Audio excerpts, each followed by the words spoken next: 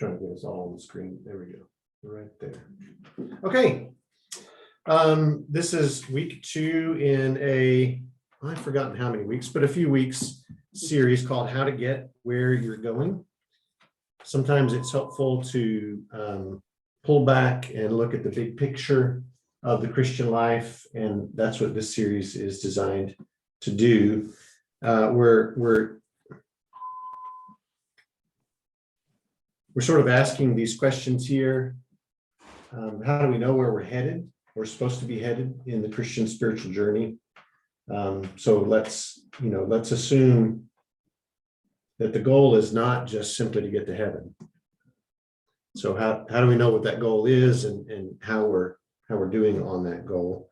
What milestones, what might we expect on the path? What difficulties can we expect? And how do we measure progress on the path? So all of those questions get touched on in this series. We're using 2 sources. One is a book called The Critical Journey by Hagberg and Gulick. They describe the spiritual journey as having 7 stages, so 6 stages and a wall, so 7. And then a book by Henry Nouwen called Spiritual Formation, and he also has 7. He talks about 7 movements or polarities or tensions in the Christian journey. And so we're using these 2 because they're 2 different ways of thinking about our journey. The critical journey is what we would call stage-based. So it says here's a stage, you go through that stage, then you go to the next stage, then you go from that stage to the next stage. Whereas Henry Nouwen's book, Spiritual Formation, is not stage-based. He says there aren't stages that you go through in the Christian life. They're just a number of tensions or movements that we're constantly juggling, constantly dealing with. And so some people find a stage-based model helpful and other people don't. And so these will be 2 different ways of thinking about the journey. So we're in the critical journey right now, and we looked at stages 1 and 2 last week. Here's another way of, so on the right there is the model that they use, 6 stages, and the wall there between stage 4 and stage 5. Here's one way that you might summarize them on the left. This is my contribution to their model here. So stage 1 is basically hello to God. Hello, hey, let's be in relationship with each other. Stage 2, the life of discipleship, is I know. So this is where we first come to know certain things, and we feel like we know them with great certainty and great conviction. Then stage 3, where we will start tonight, the productive life. I can, and that's when we start getting productive and active, and we start doing ministries because we suddenly realize, oh, I can do this, I can do this, I can do that for God. And all of that is well and good until we get to stage 4 in the wall. Stage 4 is basically, I wonder. Okay, I thought I knew all these things. I thought I could do all these things, but now I'm not so sure. I wonder about this and that. Which then leads to the wall, which we might say is the place where we say, I don't know anything. I can't do anything. Everything I thought I knew or could do back in stage 2 and 3, I'm just not so sure about it anymore. Then we come up out of that, stage 5. Well, I do know some things now. I've let go of a lot of things, but there are some things that I do know. And then stage 6, well, one thing I can do is love. And so I'm just going to focus on that. I'm going to focus on love. So that's another way of thinking about these stages that may make more sense than some of the language that they use. Okay, so we looked at stage 1 last week, this childlike and fresh recognition of the reality and presence of God, a God who stands behind it all. Hello, we enter into relationship with God. Stage 2, the life of discipleship, which is a time of learning and belonging. So this is where we're first really getting to understand what the Bible says or what we think it says, what faith is all about.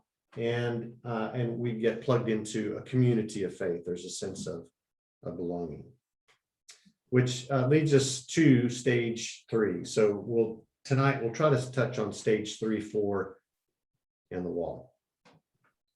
So stage 3 is the best described as the doing stage.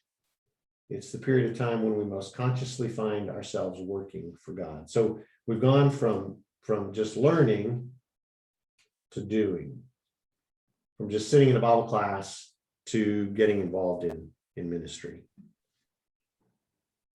All right, so I'll walk through some characteristics here and then ask a question.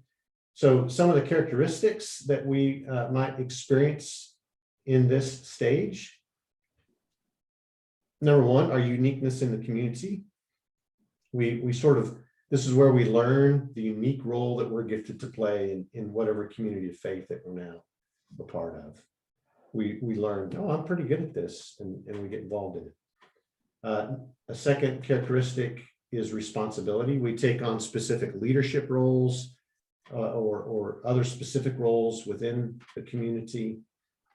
There's a sense of responsibility. Number 3, there's a value placed on symbols. So this is a stage in life where we tend to prize titles like deacon or Bible class teacher or small group leader, respect from other people in the community of faith because of what we're doing, influence, again, because of what we're doing, and recognition within the community of faith. And fourth, spiritual goal reach. Besides those external titles and positions, we value the sense that, yeah, we're now reaching some important spiritual goals within the community of faith. But it's a time of doing, getting out of the pew and getting our hands dirty and starting to do ministry. Okay, so let's just stop there and kind of reflect on that. What was one of the first ministries or acts of service or responsibilities that you sort of took on as a young Christian as you entered stage 3? I think teaching children for me was one of the first things. Mm-hmm. When was that? I mean, I probably started in high school, because in Yeah. high school we started doing mission trips where we did help with VBS at churches that, didn't have, smaller churches that maybe didn't have the people to put it on, and we would go help put a VBS on and do puppet shows and skits and yeah. So I mean, I started very early doing that, and then as I got older and graduated from college, taught classes after that for kids. Good. Someone else? I probably did things before this, but the thing that immediately came to mind was when I was in high school, all the youth group would do a big banquet for the older members of our church. We had skits and everything, and a couple of years I was in charge of it. Oh, It was pretty big. like a spring sing. Yeah, like a spring thing with the youth. Fun. Yeah. When I was converted in college, and after, I probably was in my sophomore year, and there was sort of this expectation that, if you really were spiritual, that you'd do something after college along that line. And so then I was, I went to a training program to start a church. And, so within 3 years of converting, I was starting a church in Connecticut. Wow. Wow. Yeah, you jumped really quickly into that stage. Well, I think what I hear you saying is it is a kind of an early stage. Yeah, that's right. Yeah. I think the first thing I did really actively was when I first came to Stamford before the congregation began in September. We had different things we had to do to help people that were coming up to look for jobs. And so it was like maybe keep people at my house, or we had dinners and those kind of things to get ready. They're all coming. It was exciting. Yeah. So that was the first time I really remember, because I had little children really fast, and I didn't do much except go to church. It seems like those first few years. But then everybody had to be involved, because there were only like about 10 families, so, and only a few women involved. So it was fun. I loved it. It was like real exciting at that time. Hmm. Still is. Yeah, I remember one of the first things that the little church in Cloudcroft asked me to do, I think, was make announcements. They put us up there to make announcements, and I remember stumbling through those, just being so nervous, standing up there and making a mess of them. Okay, so here's a follow-up question. So most of us have probably heard some version of the 80-20 principle, right? That in almost any organization, including churches, 20% of the people do 8% of the work. So the 80-20 principle. And so one of the things that suggests is that some Christians, even as adults, either they never get to stage 3. They've enjoyed saying hello to God and I know, and learning all these wonderful things in church, but they never get to stage 3, or they got to stage 3 when they were young, but now as adults, they really just sort of spend all their time in stage 2, learning, taking in, all the good content that's being offered there. So my question is, why? Say some people, not all, but one way of thinking might be, well, now I'm working, I have other responsibilities, so I'm living out my Christian life, being a good father, being a good mother, and I can just take care of myself. And because I'm working, my ministry is giving money. And so I show up and I'm kind to everybody, and I live out my life with Christian deeds in terms of just being a good, decent person. That should be fine. Yeah. So there's a change in the stage of life that they're in, and then maybe even a change in how they now frame ministry. Well, for me right now, ministry is giving money. Well, I'm not so familiar with the resources of these books here, but it's also possible to think about it from a perspective of, but you asked earlier, like how do we measure the progress there? And so, like, if somebody becomes a Christian, I guess it doesn't really matter, but let's say a little bit later in life, and they're looking to integrate their faith into just their daily life. Being a better boss, being more generous at work, utilizing better principles across their business or whatever, that could in a way be part of a productive life. But if it's not really what we measure or what we promote or the examples that we give for living a faithful life, then somebody could feel like, well, then I guess I'll give, when really maybe their productive life is just not seen. It's just it's not hardly Or it's noticed by not a the church. Yeah, it's not Right. a church. Yeah.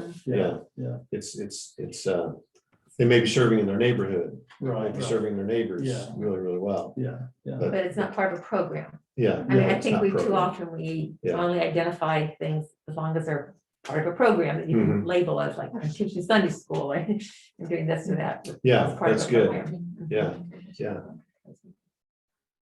So I think, one of the things that this model just reminds us of is the need to continually be asking ourselves, in terms of stage 3, okay, in this season of my life, what is the productive life? What does that look like?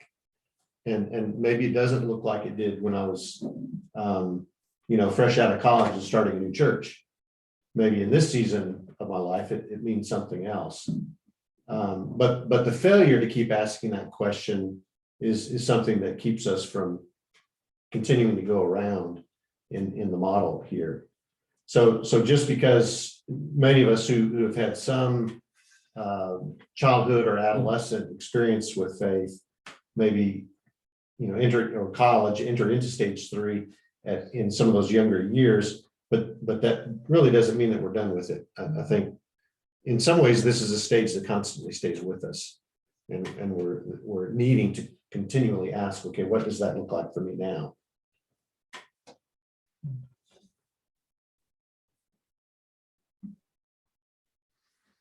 Of course, this is all over scripture. So Matthew 4, while walking by the Sea of Galilee, Jesus saw two brothers, Simon, who's called Peter, and Andrew, his brother, casting a net into the sea, for they were fishermen. And he said to them, "Follow me, and I will make you fishers of men." Immediately they left their nets and followed him.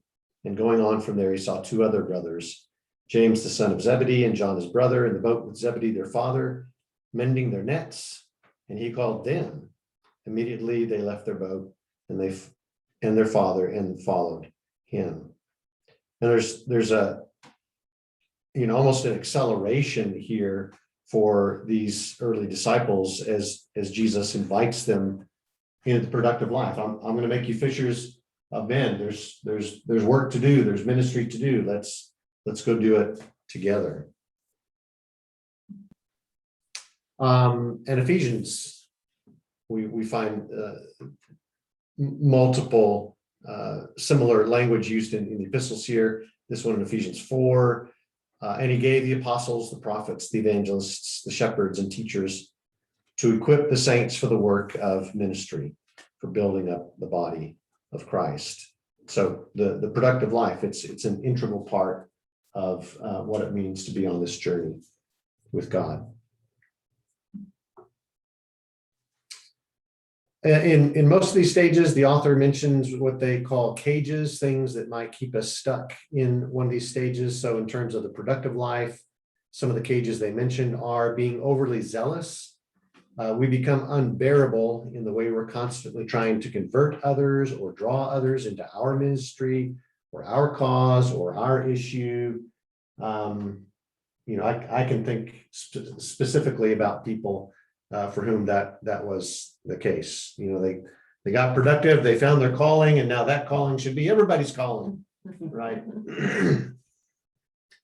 Or the opposite of it, we're weary and doing good. We work so hard at what we're doing that we become weary. So there are those in this stage who are overly zealous about what they're doing.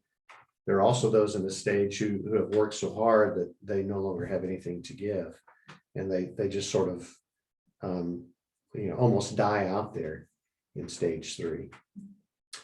Self-centered, that should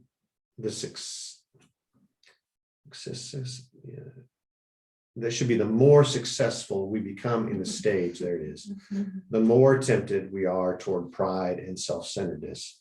So there can be sort of like a success syndrome in stage 3 as we start doing things, and turns out, well, we're really good at that, and we get some recognition, we get placed in positions of influence and more responsibility, and that can lead to a real self-centeredness there, which feeds pride. And so we kind of stay in stage 3 because it really makes us feel good. Number 4 is related life as performance. Life becomes a performance in which we are the leading person, but we cannot be vulnerable or look weak in front of others. So people in stage 3, some people in stage 3 might sort of build this persona of, I'm such a great, whatever it is, cook for the church, or announcement maker for the church, or worship leader for the church, or preacher for the church. And then they never want to look weak or vulnerable because it takes away from that persona.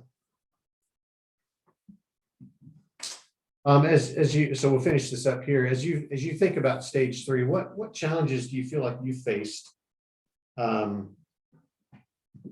while in this stage? As you just think about your experience as someone who does serve, who does ministry, what challenges do you find like you faced in this stage?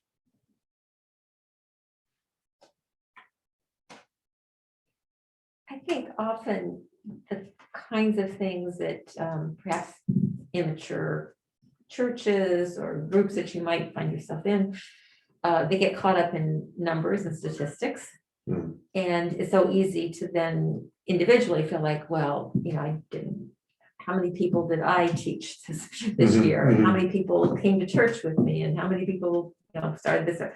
And so we can get caught up in trapped by numbers, and then we feel like we've been unsuccessful. And why isn't God blessing my ministry? And Mhm. what's, so those are Yeah. the kinds of things that I can see Mhm.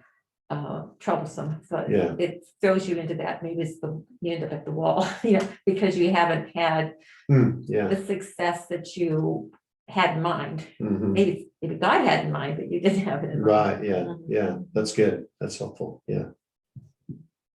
Chris, I know when we were looking at, Jethani's book, when he talks about the life for God, was a lot of good material around this, just that the mission becomes more important in your relationship with God. It becomes more important to God. And so everything is an object of that mission. Everybody either is on the mission, they're an object of the mission, and somehow, it really can distort your relationships with people, and particularly your relationship with God. Yeah, good, yeah, that's a helpful reminder of that material from Jethani there. So we're losing that, we're getting further and further away from that time when we said, hello, God, let's have relationship. And now maybe it's just more about the task and the job before us. Good. Okay, let's jump into stage, okay. Moving from stage 3 to stage 4. Sometimes people experience a faith or personal crisis that makes many of the former truths, answers, and activities inadequate or inappropriate, and that leads them into stage 4. Some people, after they're busy serving and doing all these things in stage 3, they feel abandoned. They worked so hard for God, but there can be times when it feels like, well, God doesn't care anymore about all these things that I'm doing. And so that leads us into stage 3. Letting go of success to move forward. We have to loosen our grip on the success we feel living in stage 3, and accepting vulnerability. Perfectionism and having to appear perfect have to be dropped in order to move forward in the journey. Okay, so that brings us then to stage 4 and the wall. So these are really related. It's just so much happens at the wall that they sort of pulled it out and made it a separate stage here. So this is called the journey inward. It's a mode of questioning, exploring, falling apart, doubting, dancing around the real issues, sinking in uncertainty, indulging in self-centeredness. For the first time, our faith doesn't seem to work. At this stage, we discover painfully that God is not who we had thought God was. Now, they don't say this, but I think you might be able to call stage 4 and the wall deconstruction, a time when people are sort of pulling apart what they thought they believed and what they thought faith was all about. So one of the benefits of this model is it says, hey, this is all normal. If you're in a stage of asking questions and re-examining everything you thought you knew, that's part of the journey. There's nothing inherently wrong with it. Okay, so characteristics of stage 4 life or faith crisis that strikes close to the core. For the first time, our faith doesn't seem to work. We feel remote, immobilized, unsuccessful, hurt, ashamed, reprehensible. Loss of certainties in life and faith. We find ourselves asking lots of questions about ourselves, doubting the full emergence of ourselves. I thought I knew who I was, but no, I'm not so sure. Search for direction, not answers. There's a deep inner longing for direction in life rather than pat and easy answers, which maybe we pick those up here in stage 2. Pursuit of integrity, number 4. We truly desire to be our true self rather than what others have wanted us to be, especially back here in stage 3, and to know the true God rather than the one that others in stage 2 told us God was. God released from a box. We discover that God is not who we thought he was. So suddenly God's outside of the box. What do we do with that? And even for some, an apparent loss of faith, we begin to wonder what we truly believe and if we truly believe. All right. So this might be difficult, but can you share a time from your own life when questioning or wondering or reevaluating a faith took place? And what precipitated it? This is probably where now is right. Yeah. The stages are not sequential, but you come to these moments over and over again. Yeah. In new ways. Yeah, that's right. The picture that we're seeing here makes us think, well, there's only one of these, and once I'm through with it, it'll never happen again. But that's just not the case.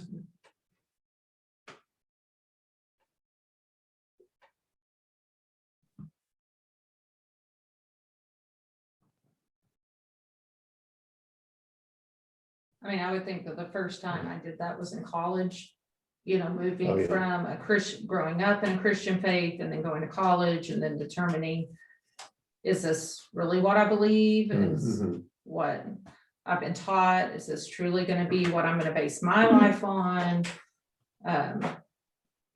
So it wasn't necessarily a crisis other than a change in environment and stage in life and then I kind of feel like I do that like every 4 or 5 years, so, a change in my job or a change, and then you reevaluate how you fit within that. Yeah. Penny, were you saying Yeah. something? I started, but I was muted. I can think of a couple of times, and I think both really involve,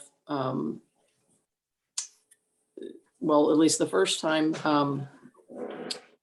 was involved with a mission group in France when I lived there, and the leaders of our group, one leader decided no longer to be to work with the other leader, and it was very painful for the whole team. And there was a sense of choosing sides and that sort of thing. And that was very disillusioning. And there was that. And then another time I can think of with the team in Middletown, when the team trained to come up to Middletown, there were 2 ministers, and one of them early on got cancer, a brain tumor, and did not, he lived a couple of years with that, but he was such a huge part. He was actually the one who chose the town of Middletown to move to, that all the people, and everybody rallied around, and then he died. And then it was like, how could this be part of God's plan? Wow. We had prepared for this, and I wasn't a part of the team, but I knew so many and had gone to school with several, and I observed, how deeply they felt about that. And so, I had some of the same feelings. Yeah. Wow. Difficult situations. Yeah. Yeah.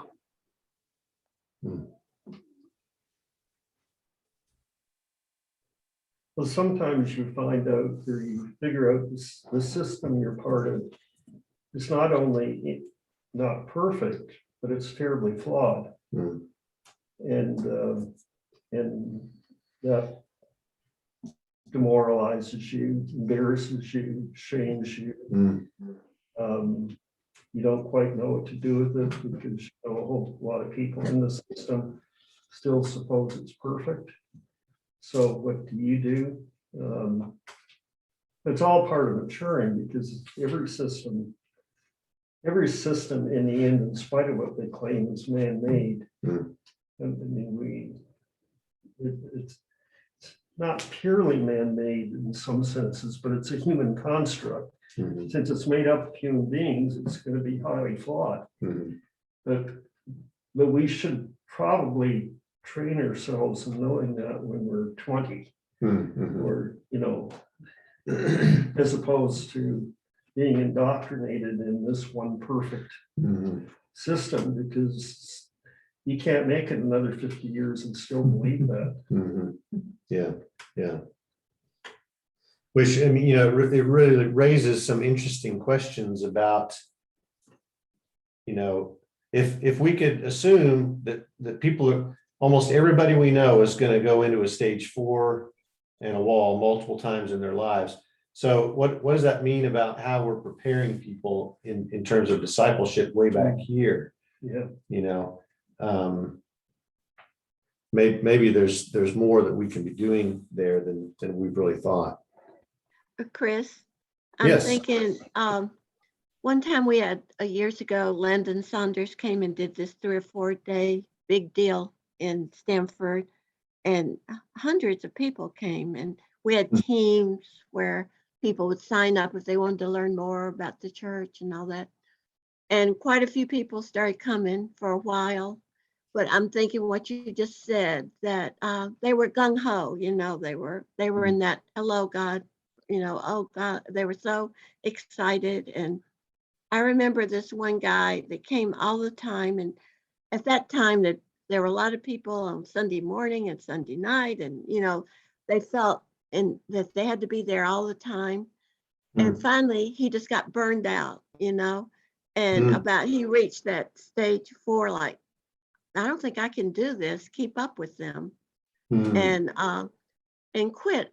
But if he had been told way back there, like, relax a little, and you'll have these moments. And so you don't have to drop out completely, just weather it through, and people will help you. And not just that one guy. I can remember several new Christians that are all so excited. Sometimes I think they need to have that, what you just said, learn, because they get to that, and that's the end sometimes. It's just like, okay, they're gone. Where'd they go? They were doing everything for about 2 or 3 years, and then boom. So I think you're right. You need to let people know that it's going to be not always like, you're going to go through all these different stages. It would probably be very helpful to a lot of people to know that on the front side. Yeah, that's a good example, Sylvia.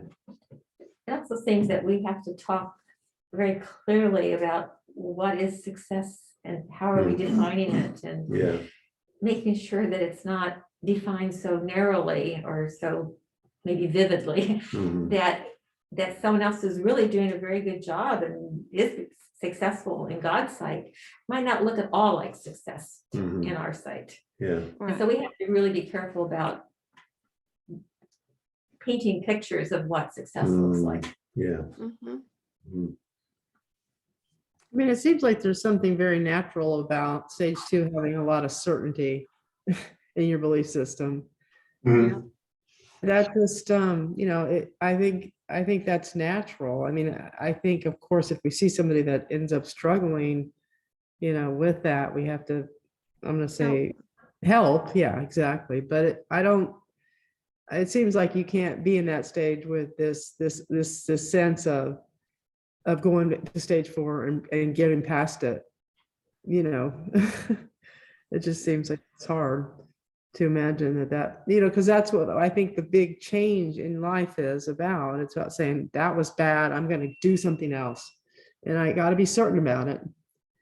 And then that certainty, it can be a problem. Yeah, I think there is a hunger within us early on for as much certainty as we can get, right? And so it's learning, and this will show up in one of Nouwen's movements or polarities, maybe more than once. But yeah, we have to find that balance there between what certainties are absolutely critical to the life of faith and what are not.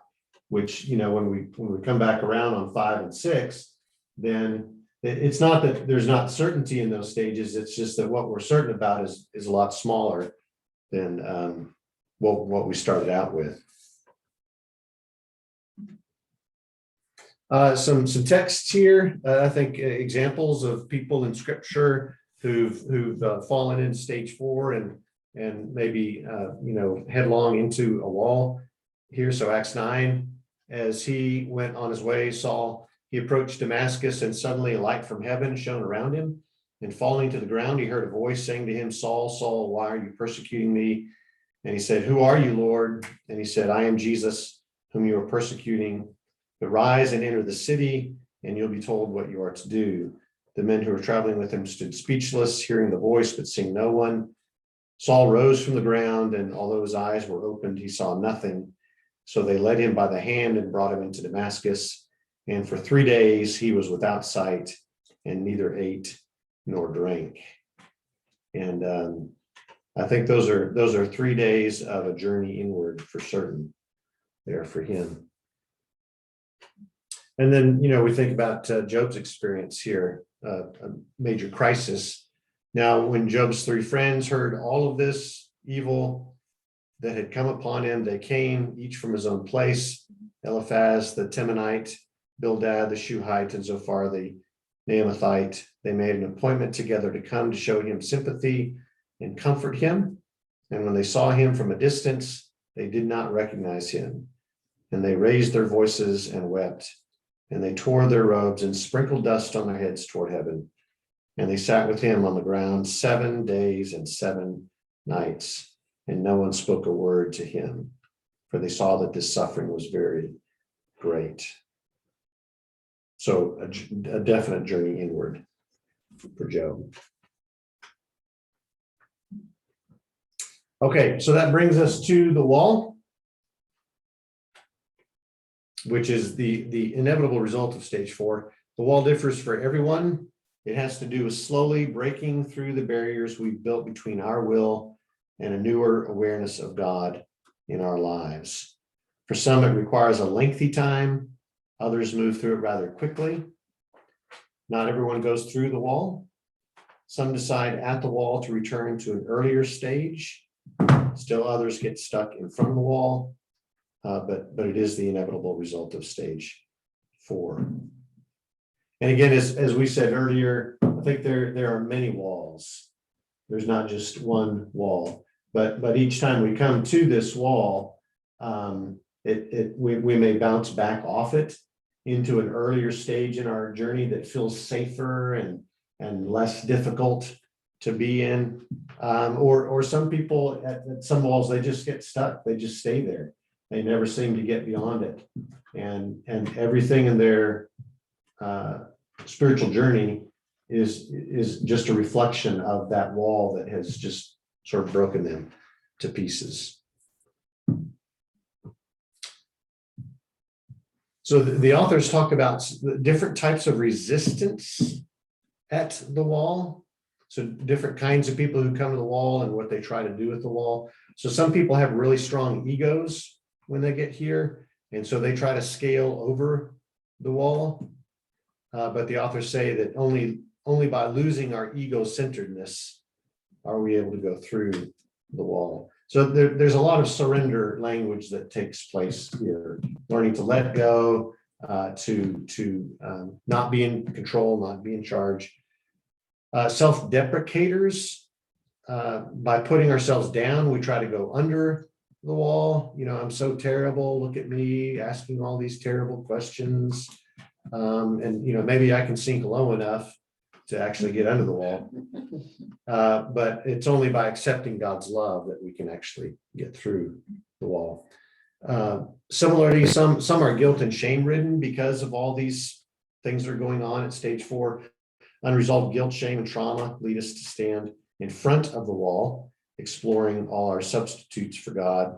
Only by facing our painful past can we move through the wall. So for some people, the wall is a time of having to look backward and process trauma. Intellectuals believe that they can think or reason their way through the wall. Well, if I just read the right book, if I can understand this Hebrew word, this Greek text better, we'll get through this. But the authors say it's only by acknowledging our intellectual arrogance that we can move through the wall. And then high achievers, these are the people that were really successful back in stage 3. Those who are high achievers think they can just jump over the wall. Yet only in ceasing our activity, and achieving can we hope to go through the wall. So the process of meeting the wall requires going through the wall, not underneath it, around it, over it, or blasting it. We have to go through it brick by brick, feeling and healing each element of our wills as we surrender to God's will, which is often the very thing that we don't want to do. We don't want to feel the wall. We don't want to be there any longer than is absolutely necessary. But they argue spiritually, you have to go through the wall, feeling it brick by brick.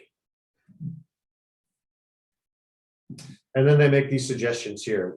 What moving through the wall involves these experiences or activities on our part. There's discomfort. Some people call it the dark night of the soul, a time of feeling alone, searching and not finding, grieving, feeling loss. Surrender, something is always given up at the wall. So the only way to move through it is to give up something. Healing, it's impossible to get through the wall without recognizing past and present parts of us in need of psychological and spiritual healing. So there's a case here for therapy. Awareness, forgiveness, and acceptance and love, awareness of our own shadow sides. So the wall is a place where we come to realize, oh, wow, there's a part of me that could really use some work. Forgiving ourselves and others, accepting things as they truly are, and then learning to love or re-love ourselves and others and God. Closeness to God, we experience God in new and different ways at the wall. Discernment, goodness. Yeah, I copied that over and didn't change the text, but discernment here. So the wall is a place where we are in a period often of deep discernment, trying to figure out once again who we are, who God is, what this life of faith is all about. And closeness to God.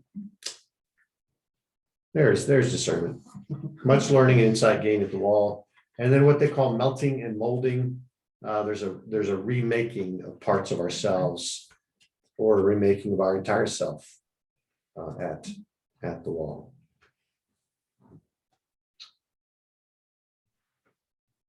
Have you experienced something that you would say, oh yeah, that was the wall. I was at the wall in that time of my life?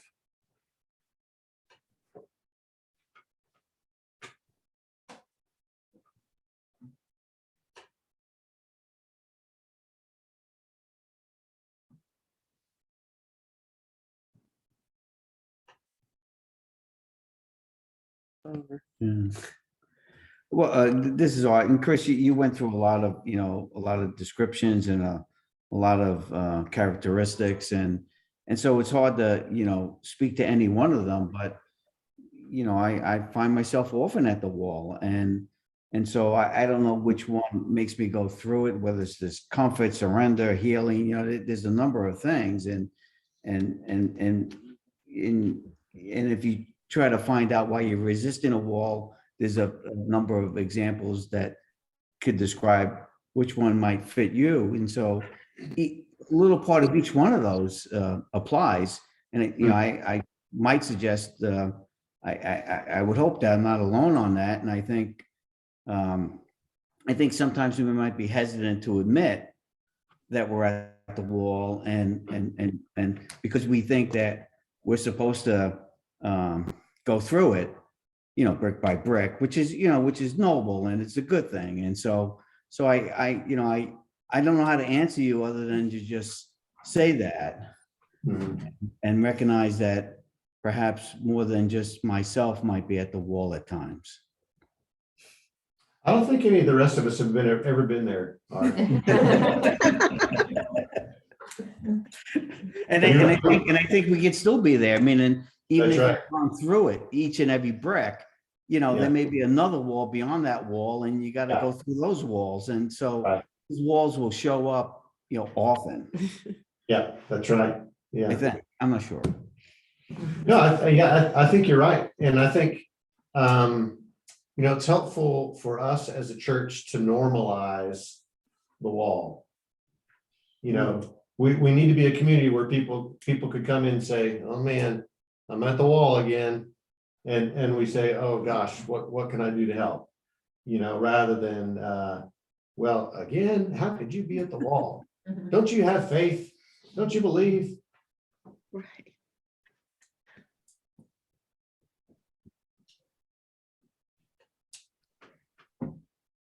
I think a significant wall for us was when we found out Jacob was gay, Mm-hmm. just questioning how God could let this happen, what does this mean for his future? What does this mean for what we've read in scripture, Mm-hmm.